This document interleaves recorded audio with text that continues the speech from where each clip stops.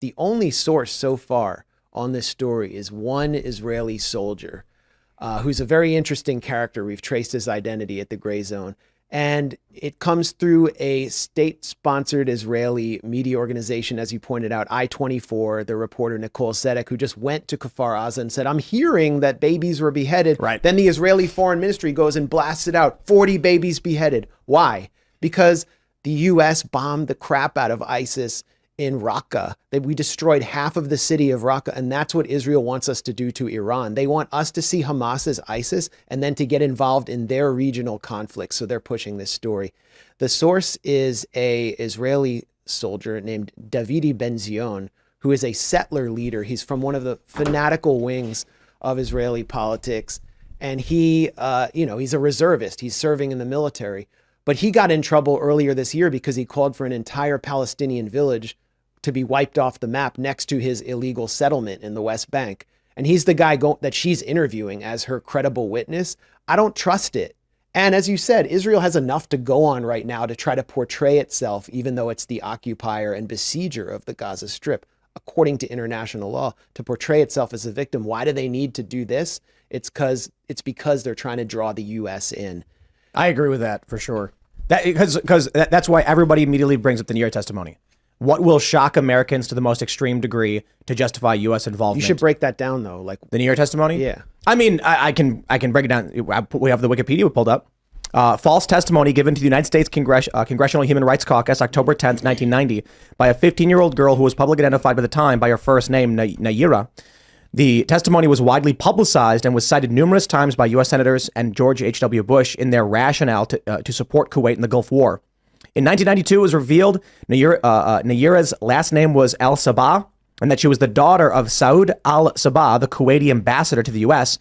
Furthermore, it was revealed that her testimony was organized as part of the Citizens for a Free Kuwait public relations campaign, which was run by the American public relations firm Hill and Knowlton for the Kuwaiti government. Following this, al-Sabah's testimony has become regarded as a classic example of modern atrocity propaganda.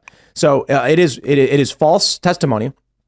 Her story initially was even corroborated by Amnesty International. So this is crazy. I mean, I'm a little kid. I'm 4 years old when this stuff's going down. Actually, what month was it? It was October. So I was 4. The story was that they were stabbing babies in incubators with bayonets and throwing them on the ground so that way they could take the incubators back to Iraq from Kuwait. That was the story. Like, and I mean, I was 15 when I heard it or whatever. So, what the hell did I know? But I was like, oh, that's so terrible. But now looking back, obviously, it's like especially today with the way that we have the ability to communicate and produce fake videos and have videos that don't have any context with them, you have to be really careful. Look, man, do I think it's possible that some babies were killed? Yes, absolutely. If they're coming into a kibbutz and they're shooting, yeah, there's crossfire. I see kids killed in Chicago, right?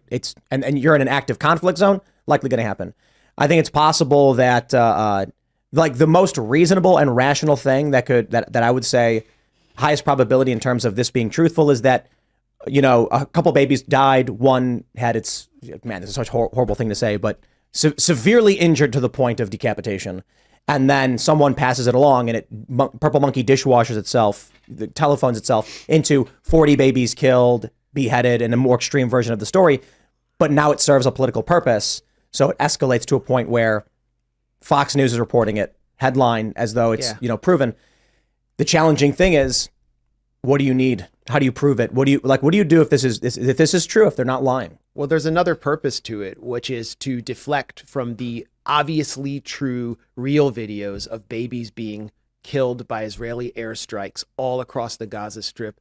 When I was in Gaza in 2014, I went to Khan Yunis, which is in the southeast, had been completely destroyed at its eastern edge by the Israeli military. And the casualties were so intense that the hospital started filling up in Khan Yunis. And I went to a small hospital and talked to the head of the hospital, and he showed me photos. And these photos are on my Twitter page from the time, all real. He had to bring in from local shops ice cream coolers to store dead babies in because the mortuaries had run out of space. And now we see Israel attacking the hospital in Beit Hanun in the north is completely out of commission.